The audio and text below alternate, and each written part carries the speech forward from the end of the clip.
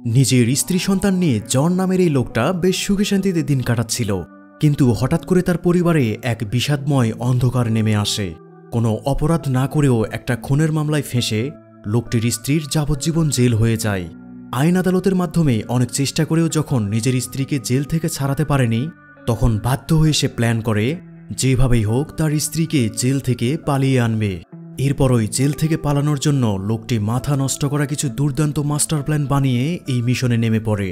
Target একটাই, যেভাবেই হোক তার স্ত্রীকে জেল থেকে পালিয়ে আনতেই হবে। মুভির শুরুতে আমরা জন নামের একজনকে দেখতে পাই। সে তীব্র গতিতে গাড়ি ড্রাইভ করছিল। স্পষ্ট দুশ্চিন্তার ছাপ তার চোখে মুখে, কেননা তার গাড়ির ব্যাকসিটে পড়ে আছে রক্তাক্ত এক ট্রাক কিলার, যাকে সে নিজের জীবন বাঁচানোর জন্য ঢাল হিসেবে ব্যবহার করেছে। এখন আবার তাকেই বাঁচানোর জন্য হসপিটালের দিকে ছুটছে। শেষ পর্যন্ত জনকে হসপিটালে আর যেতে হয় না, কারণ তার আগেই ট্রাক ডিলারটা মারা যায়। জন সেই লাশটা একটা বাস স্ট্যান্ডের সামনে ফেলে চলে যায়। আর মুভির মূল ঘটনা শুরু হয় আজ থেকে প্রায় 3 বছর আগে। জন পেশায় একজন প্রফেসর, সাদাশীতে জীবন আর স্ত্রীর সন্তান নিয়ে তার সুখের সংসার। জনের স্ত্রী লারা একটি প্রাইভেট কোম্পানিতে জব করে। একই সাথে সে ডায়াবেটিসের রোগী। ডায়াবেটিস কন্ট্রোলে রাখার জন্য প্রতিদিন তাকে ইনসুলিন নিতে হয়। এক সকালের ঘটনা, লারা তার ওভারকোটে রক্তের ছাপ দেখতে পায়। সে অবাক হয়ে ভাবতে থাকে যে এই দাগ কোথা থেকে লাগতে পারে। লারা সেটি বেসিনে পরিষ্কার করছিল, আর এমন সময় কলিং বেল বেজে ওঠে। জন দরজা খুলতেই হুড়মুড় করে কয়েকজন পুলিশ অফিসার বাসায় ঢুকে লারার খোঁজ করতে শুরু করে। তারা লারাকে খুনের দায়ে গ্রেপ্তার করে নিয়ে যায়। লারার উপর তার লেডি বসের খুনের অভিযোগ আনা হয়েছে। এই কেসের সকল প্রমাণ লারার বিরুদ্ধে, যার ফলে লারার যাবজ্জীবন জেল হয়ে যায়। কিন্তু এখানে প্রশ্ন থেকে যায় যে আদৌ কি লারা খুনটা করেছিল, আর কেন লারাকে সন্দেহের তালিকায় আনা হলো। লারাকে বাঁচানোর জন্য জনের কাছে কোনো প্রমাণ ছিল না, তাই লারার উকিল কোনোভাবেই লারাকে শাস্তির হাত থেকে বাঁচাতে পারেনি। এই পর্যায়ে আমরা সেই রাতের ঘটনা দেখতে পাই যেদিন লারার লেডি বস খুন হয়েছিল। অফিসে কাজ শেষে বাসায় ফেরার সময় পার্কিং লটে লারাকে তার এক কলিগ দেখেছিল, আর ওই পার্কিং লটেই তার বসের লাশ পড়েছিল। বিধায় ওই কলিগ লারার বিরুদ্ধে সাক্ষী দিয়েছে। একই সাথে লারার জ্যাকেটে রক্তের ছাপ এবং মার্ডারের অস্ত্রে লারার হাতের ছাপ পাওয়া গেছে। সব মিলে লারার বিরুদ্ধে প্রমাণের অভাব ছিল না, যা সহজেই লারাকে ফাঁসিয়ে দিয়েছে। জন উকিলকে জানায় যে সেই রাতে পার্কিং লটে আরও একজন মহিলা ছিল, যার সাথে লারার ধাক্কা লাগে। হতে পারে ওই মহিলাই খুনি, কিন্তু ওই মহিলাকে লারা ছাড়া কেউই দেখেনি, তাই আদালতে তার কথা বিশ্বাস করার কোনো কারণই নেই। পরের সিনে দেখা যায় জন লারার সাথে দেখা করতে এসেছে। উকিলের সাথে হওয়া সব কথা জন লারাকে জানালে সে কান্নায় ভেঙে পড়ে। সেদিন রাতের বেলায় জন খবর পেয়ে যায় যে লারাকে হসপিটালে ভর্তি করা হয়েছে। সে দৌড়ে হসপিটালে চলে আসে, কিন্তু লারার সাথে দেখা করার অনুমতি দেওয়া হচ্ছিল না। জন অনেক অনুরোধ করে পুলিশ অফিসারকে রাজি করে কেবিনে ঢুকে যখন সে লারাকে দেখতে পায়, তখন তার বুকের ভিতর মোচড় দিয়ে ওঠে। লারা মূলত আত্মহত্যা করার চেষ্টা করেছিল, কিন্তু ভাগ্য সহায় ছিল বিধায় লারা এই যাত্রায় বেঁচে গেছে। জন মনে মনে সিদ্ধান্ত নিয়ে নেয় যে দুনিয়া যদি এপার ওপারও হয়ে যাক, তবুও সে লারাকে জেল থেকে বের করে আনবে। এতদিন যেহেতু সোজা পথে কাজ হয়নি, এজন্য জন এবার বাঁকা পথে হাঁটতে শুরু করবে। যেই কথা সেই কাজ। জন নিজের প্রস্তুতিতে লেগে পড়ে। সে জেল থেকে পালানো সম্পর্কিত সকল বই কালেক্ট করে সেগুলো পড়তে শুরু করে। একসময় জন ডেমন নামের একজনের কথা জানতে পারে, যে মোট 7 বার জেল থেকে পালিয়েছে, কিন্তু কখনোই সে ধরা পড়েনি। জন তার সাথে দেখা করতে চলে যায় একজন রিপোর্টার সেজে। ডেমন জনকে পরামর্শ দেয় যে জেলে সবসময় গঠিত হয় এমন একটি কাজ খুঁজে বের করতে হবে, আর সেই কাজে ঝামেলা বাঁধিয়ে দিতে হবে, যেন জেলের দৈনন্দিন কাজেও ব্যাঘাত ঘটে। অবশ্যই জেল থেকে পালানোর পর কি কি কাজ করতে হবে, কোথায় যেতে হবে, কোথায় সেটেল হতে হবে, কত টাকা লাগবে, সবকিছু আগে থেকেই ঠিক করে রাখতে হবে। টাকার পরিমাণ এতটাই বেশি হতে হবে যেন মিনিমাম 5 বছর তারা নিশ্চিন্ত থাকতে পারে, এবং পুরো টাকাটাই ক্যাশ রাখতে হবে, যেন পুরো প্রসেসিংটা করতে যেখানে যেখানে টাকা প্রয়োজন সেখানে যাতে ক্যাশে পেমেন্ট করা যায়। কোনোভাবেই ক্রেডিট কার্ড বা এটিএম কার্ড ব্যবহার করা যাবে না। এটি করলে ব্যাংক স্টেটমেন্টের মাধ্যমে সহজেই লোকেশন বের করে ফেলা যাবে। সাথে নকল পাসপোর্টও বানাতে হবে। এমন একটি দেশ বা শহর সিলেক্ট করতে হবে যেখানে লুকিয়ে থাকার জন্য ট্যুরিস্ট পয়েন্ট অনেক কম, এবং দেশের অন্য স্টেট থেকে ওই দেশের জন্য ফ্লাইট ধরতে হবে। এছাড়াও ট্রান্সপোর্টের জন্য বাস, ট্রেন, এয়ারপোর্ট এসব এড়িয়ে গন্তব্যে পৌঁছানোর বন্দোবস্ত করতে হবে। 5 বছর লুকিয়ে থাকতে পারলে পরবর্তীতে ঝামেলা কমে যাবে। আর এই পুরো পরিকল্পনায় সবচেয়ে কঠিন কাজ হল শহরের ঝুলন্ত ব্রিজটা পার করা। 9/11-এ টুইন টাওয়ারে হামলার পর থেকে পুলিশ ওই ব্রিজটাকে এতটাই নিজেদের আয়ত্তে নিয়েছে যে কেবল 15 মিনিটের মধ্যেই তারা পুরো শহর সিল করে দিতে সক্ষম। সবশেষে জনের ভুলে যেতে হবে যে তার বাবা মা এবং আত্মীয়স্বজন আছে। শুধু তাই নয়, যদি কেউ পথের কাঁটা হয়ে দাঁড়ায় তো তাকেও পৃথিবীর বুক থেকে নিশ্চিহ্ন করে দেওয়ার মতো দুঃসাহসিক কাজ করতেও পিছু হটা যাবে না। ডেমনের সাথে সাক্ষাৎ শেষে জন বাড়ি ফিরে তার প্ল্যানিং অনুযায়ী দেয়ালে ম্যাপিং করতে শুরু করে, সাথে কিছু ছবিও অ্যাটাচ করে দেয়। এছাড়াও সে যখনই লরার সাথে দেখা করতে যেত তখন পুরো জেলখানার কোথায় কি আছে, কিভাবে রাখা আছে, দরজা জানালাগুলো কোন দিকে সবকিছু লক্ষ্য করত। একদিন সে দেখতে পায় লিফটের মধ্যে চাবির গর্ত রয়েছে। একই সাথে ছাদের লিকেজ ঠিক করার জন্য প্রতিদিন বাহির থেকে কিছু কর্মচারী আসে। সে এটাও লক্ষ্য করে যে কোন ট্রাক কতক্ষণ জেলখানায় দাঁড়ানো অবস্থায় থাকে। জন তার এই মাস্টার প্ল্যানে এতটাই মজে গিয়েছে যে সে ভার্সিটিতে ক্লাস নেওয়ার সময়ও নিজের প্ল্যানিং সাকসেস করার জন্য রিসার্চ করতে থাকে। জন ইতিমধ্যে তার বাড়িটি বিক্রি করে দেওয়ার চেষ্টা করছে যেন টাকার জোগাড় করতে পারে।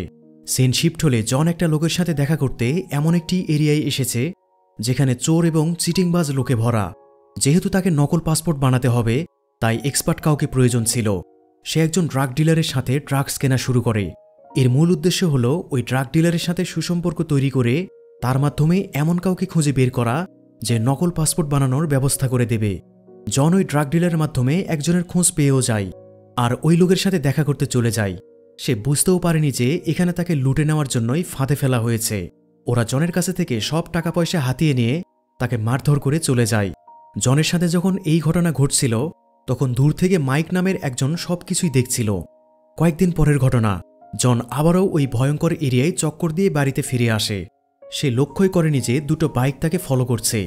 জন বাড়ি ফেরার কিছুক্ষণ পর কলিং বেল বাজতে শুরু করলে সে দরজা খুলে দেখে বাইরে মাইক দাঁড়িয়ে আছে। মাইক জনকে নিজের পরিচয় দেয়। মাইক জানায় সে জনকে নকল পাসপোর্ট বানানোর সব ব্যবস্থা করে দেবে। জনের কাছে মাইককে বিশ্বাস করা ছাড়া আর কোনো উপায় ছিল না। সে পরিবারের সকলের ছবি আর অ্যাডভান্স হিসেবে কিছু টাকা মাইকের হাতে তুলে দেয়। মাইক জনকে একটি নির্দিষ্ট সময়ে নির্দিষ্ট জায়গায় অপেক্ষা করতে বলে চলে যায়। পরের সিনে দেখা যায় জন একটি রিভলভার কিনেছে। দোকানদারের সাহায্য নিয়ে সে রিভলভার চালানো শিখেও নিয়েছে। পরের দিন সে মাইকের দেওয়া লোকেশনে চলে যায় পাসপোর্ট নেওয়ার জন্য। অনেকটা সময় অপেক্ষা করার পরও মাইকের কোনো খোঁজ নেই। তবে জন হয়তো লক্ষ্য করেনি তার সামনেই আরও একটি প্রাইভেট কার ছিল। ওই প্রাইভেট কার চলে যেতেই মাইক সেখানে চলে আসে আর জন কথা শোনাতে শুরু করে। ওই প্রাইভেট কারে একজন পুলিশ অফিসার ছিল। যদি কোনোভাবে জন ধরা পড়ত তাহলে আজকে জনের জেলে যাওয়া নিশ্চিত ছিল। মাইক জনকে পাসপোর্ট দিয়ে সাবধান করে দেয় যেন পরবর্তী পদক্ষেপগুলো সে বুঝে শুনে করে। রাতের বেলায় জন তার ল্যাপটপে এমন একটি চাবি সম্পর্কে জানতে পারে যে চাবি দিয়ে সব ধরনের তালা খুলে ফেলা যায়। সে একই রকম একটা চাবি বানিয়ে নিজের কাছে রেখে দেয়। পরের সিনে জন লারার সাথে দেখা করতে চলে এসেছে। সিকিউরিটি চেকে সে তার অন্য চাবিগুলোর সাথে ফেক চাবিটাও রেখে দেয়। চেকিং শেষে জন পুলিশের চোখের আড়ালে চাবিটা পকেটে ঢুকিয়ে ফেলে। ইচ্ছে করে সে সকল ভিজিটরের পেছনে দাঁড়ায় যেন সিসিটিভিতে তাকে খুব একটা দেখা না যায়। সাথে থাকা ফেক চাবিটা দিয়ে সে এলিভেটরের লক খোলার চেষ্টা করে, কিন্তু একেই বুঝি দুর্ভাগ্য বলে। চাবিটা ভেঙে গিয়ে অর্ধেকটা লকের সাথে রয়ে যায়। জন কি করবে বুঝতে না পেরে চাবির বাকি অংশটা ফেলে দিয়ে ভিজিটরদের সামনে এগিয়ে যায়। একজন পুলিশ অফিসার চাবির ভাঙা অংশ খুঁজে পেয়ে সকল ভিজিটরকে জিজ্ঞাসাবাদ করতে শুরু করে। জনকে জিজ্ঞাসাবাদ করলে সে খুবই চালাকির সাথে উত্তর দেয়। তবুও পুলিশ জনের উপর সামান্য সন্দেহ করে। জন ভেতরে ভেতরে এতটাই ঘাবড়ে গিয়েছিল যে সেখান থেকে বের হয়েই বমি করতে শুরু করে। এই বিষয়টা কোনেন নামের একজন অফিসার লক্ষ্য করে। এতে তার মনেও সন্দেহ তৈরি হলে সে জনের পিছনে স্পাই লাগিয়ে দেয়। তবে জন সেটি বুঝতে পারে না। সে নিজের মতো তার প্ল্যানগুলো বাস্তবায়ন করতে ব্যস্ত, আর সে টাকা জোগাড়ের জন্য বাড়ির সকল ফার্নিচার বেচে দিচ্ছে। সিন শিফট হলে দেখা যায় জন তার ছেলে লুককে সাথে নিয়ে পার্কে বেড়াতে এসেছে। সেখানে লুকের ফ্রেন্ড ক্যারির বার্থডে উপলক্ষে লুককে ইনভাইট করা হয়। বেশ কিছুদিন পরের ঘটনা, জন দেখতে পায় জেলের ভিতরে একটি মেডিকেল কভার ভ্যানটা দেখা মাত্র জনের মাথায় চমৎকার একটি আইডিয়া চলে আসে। সে লারার ডায়াবেটিস নিয়ে একটু পড়াশোনা করতে শুরু করে। জন তার এই নতুন পরিকল্পনা দিয়ে লারাকে জেল থেকে মুক্ত করার রাস্তা তৈরি করছিল। প্রতিদিন জেলে যেই মেডিকেল কভার ভ্যানটা যায় সে ওটার পিছু নেয় যেন ভ্যানের সকল গতিবিধি সে জানতে পারে। এছাড়াও কিভাবে টেনিস বল ব্যবহার করে গাড়ির দরজা খোলা যায় সেই টেকনিকটাও সে শিখছে। অনেক সময় নিয়ে প্র্যাকটিস করলে সে ট্রিক্সটা আয়ত্ত করে ফেলে। এক সকালের ঘটনা, জন টেনিস বলের ট্রিক্স কাজে লাগিয়ে কভার ভ্যানের লকার খুলে লারার মেডিকেল রিপোর্টের ছবি তুলে নিয়ে আসে। এই রিপোর্টের সাহায্যে সে একটি ফেক রিপোর্ট বানায় যেখানে সে লারার ডায়াবেটিসের মাত্রা বাড়িয়ে দেয়। এরপর একদিন জন লারার সাথে দেখা করতে এলে জানতে পারে লারাকে 3 দিন পর অন্য একটা জেলে পাঠিয়ে দেওয়া হচ্ছে। সেই জেলের সিকিউরিটি সিস্টেম এই জেল থেকেও অনেক বেশি কড়া। এই কথা শুনে জনের মাথায় যেন আকাশ ভেঙে পড়ে, কারণ লারাকে যদি অন্য জেলে শিফট করে দেওয়া হয় তাহলে সে আর কখনোই লারাকে জেল থেকে পালিয়ে নিয়ে আসতে পারবে না, কারণ তার সব প্ল্যানিংগুলো সেট করা ছিল এই জেলখানাকে কেন্দ্র করে। তবে এখন লারাকে জেল থেকে বের করতে হলে তার হাতে মাত্র কেবল 3 দিন সময় আছে। যা করার তাকে এই 3 দিনের মধ্যেই করতে হবে। এখানে সবচেয়ে বড় সমস্যা হয়ে দাঁড়ায় টাকা। বাড়ি বিক্রি না হওয়ায় তার হাতে খুব একটা ক্যাশ নেই। টাকার বন্দোবস্ত করতে জন ভয়ঙ্কর এক সিদ্ধান্ত নিয়ে বসে।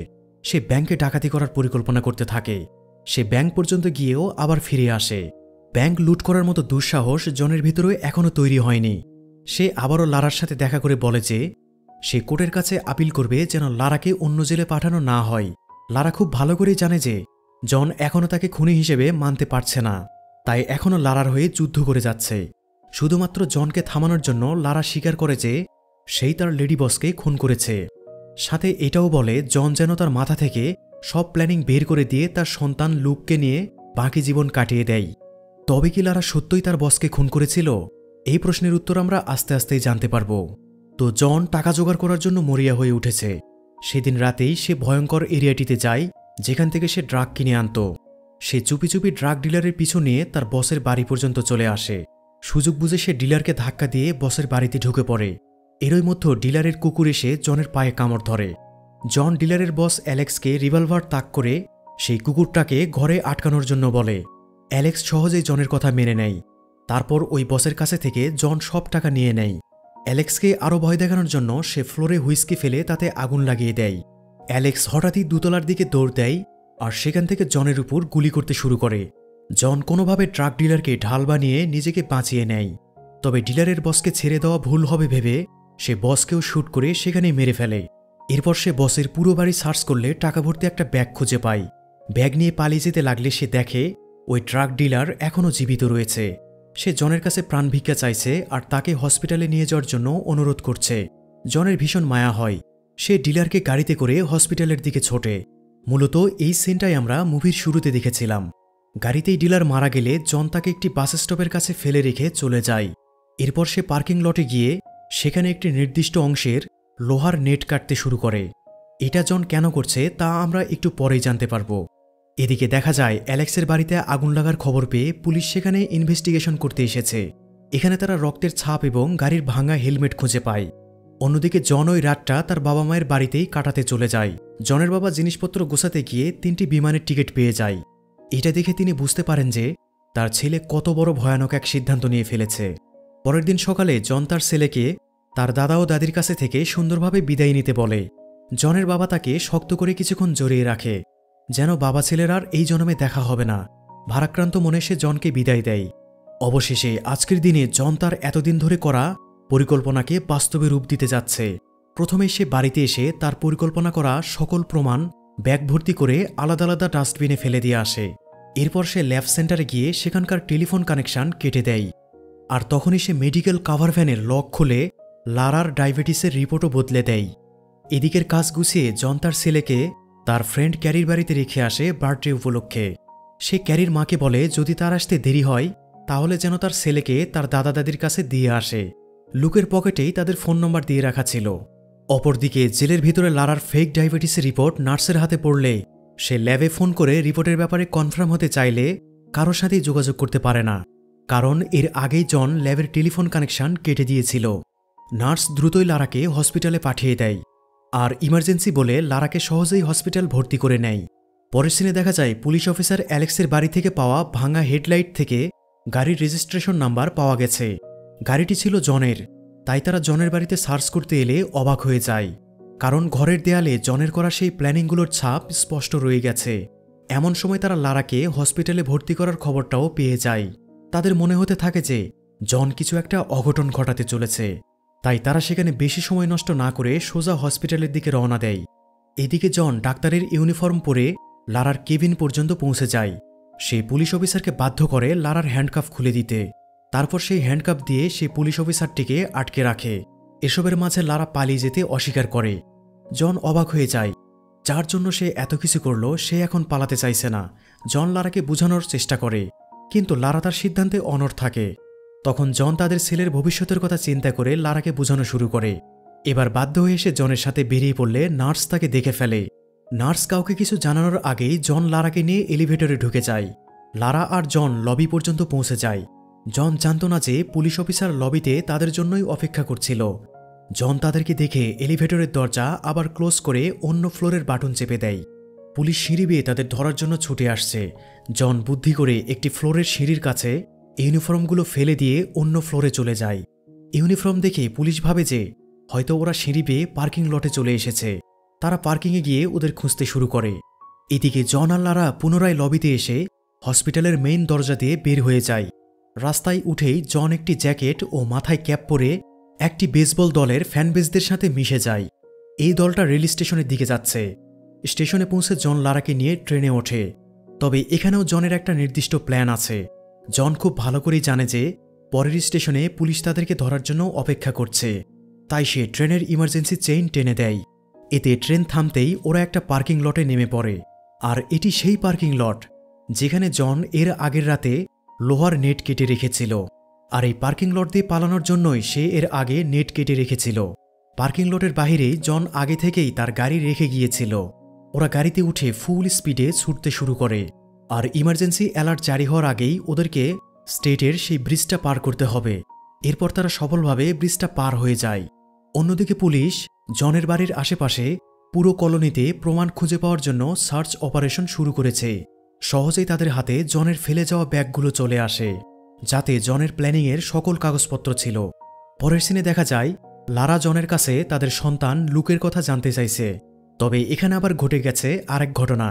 বিষয়টা হয়েছে এমন যে ক্যারির বার্থডে পার্টি চিড়িয়াখানায় উদযাপনের প্ল্যানিং করা হয়েছিল, যা তখন জন জানত না। সে যখন লুককে আনতে যায় তখন তা জানতে পারে।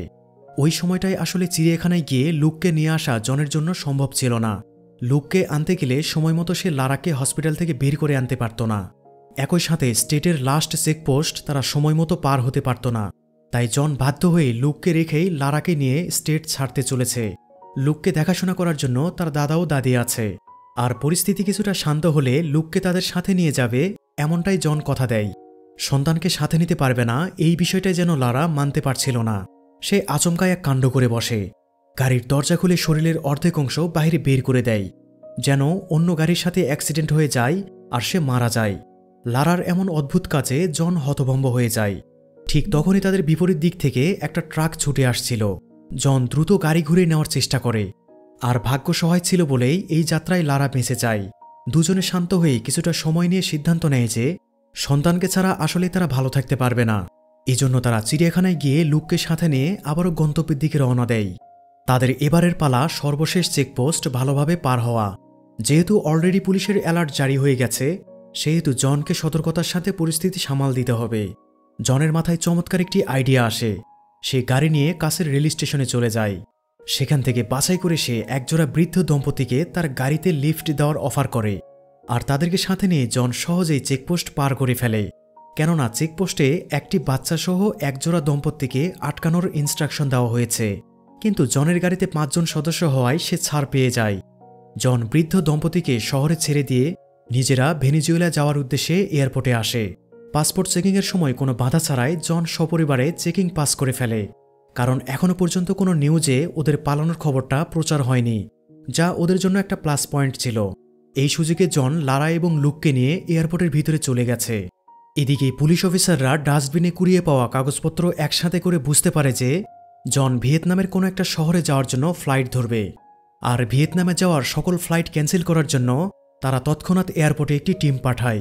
পুলিশ বুঝতে পারেনি যে তাদেরকে ভুল ট্র্যাকে চালানোর জন্য জন ডাস্টবিনে এসব কাগজপত্র ফেলে গিয়েছে, কারণ যতক্ষণে পুলিশ জনের আসল পরিকল্পনা বুঝতে পারবে ততক্ষণে জন সপরিবারে ভেনিজুয়েলার ফ্লাইটে উড়াল দেবে।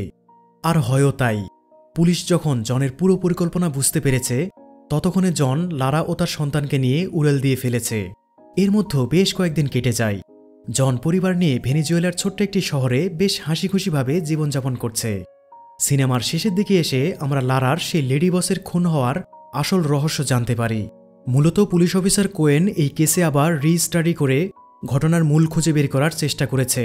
খুনের ঘটনা যেদিন ঘটে সেদিন অফিসে লারার সাথে তার লেডি বসের ঝগড়া হয়েছিল, যা অফিসের সবাই দেখেছে।